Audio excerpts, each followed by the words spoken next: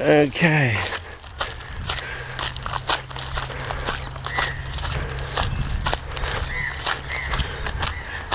Right.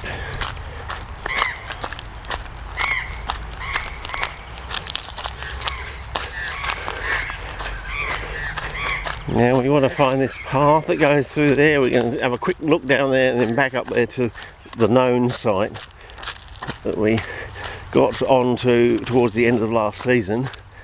Right near the end of the season, so we didn't really have a good idea or overview of how many actual plants were originally growing there, whether they were coming back from dormant plants, whether they were growing back from jemmy from dormant plants, or whether they were all growing from seed like the ones apparently do down at Minkawa.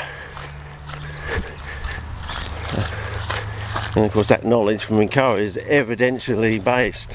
We've actually been out there, we've actually seen this soil, we've seen that it dries out, we've seen that it raises up and pulls the roots away from the ground and snaps the roots.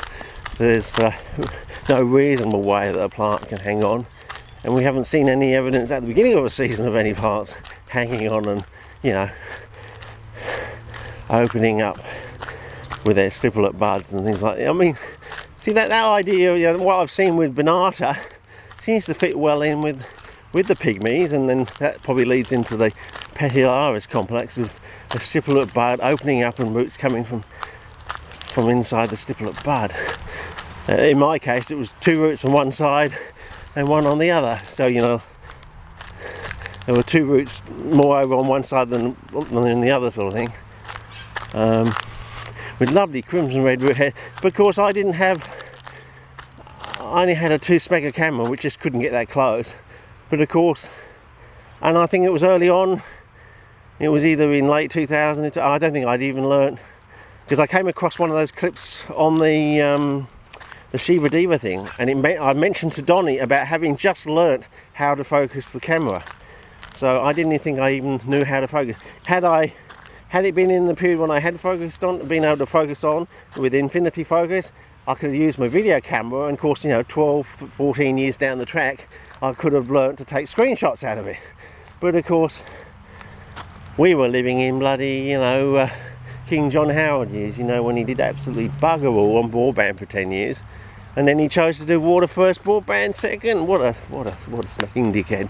You do broadband first, and then you get your expertise about how to fix up the country, from people overseas who do it all the time because they're living in countries that deal with water all the time. So, they're dealing with much bigger projects, they're dealing with larger pipe sizes, They've already been there, done that, written the book, bought the t-shirt and everything, So they have the expertise, and then the expertise is alive and well and at their fingertips, It's not like it's a dormant resource. They're using it all the time in different parts of the world.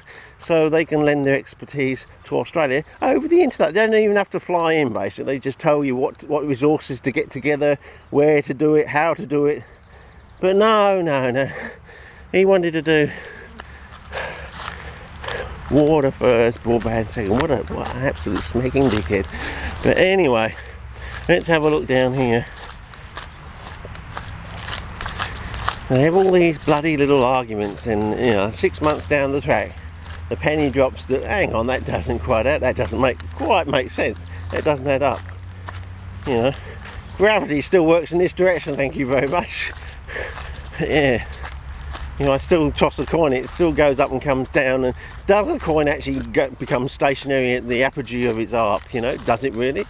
Have you tested it out? I mean, it's a nice theory, it's nice logic, I mean, have the Mythbusters actually done that? It would be nice to know. Does an object become stationary at the top of its apogee for a fraction of a second? Because I think, was it Einstein said nothing in the universe is instantaneous. So, it takes a certain amount of time to stop an object. It takes a certain amount of time to start up an object or a particle or something like that. So, maybe that's a key into the concept of time. It's like a sideways, and look how dry that is. Yeah. Anyway, we'll take a walk in here.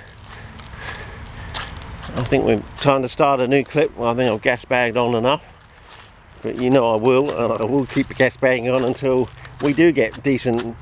We're going to have to use the F. I'm sorry, it's got to the stage in this country we're going to have to use the F word quite a lot until we get decent fucking broadband, you know, real broadband, not Clayton's broadband. You know, the stuff they actually have overseas, that when our comedians come back to our country say, you know, no, that's not the broadband I've experienced overseas. No, that's the stuff they're trying to fob you off with. No, and they're charging you the earthful because they want to become, you know, they're greedy and they want to become rich. But here's some of those Banksys. I'll start a new clip and we'll walk over to that one there that looks quite interesting.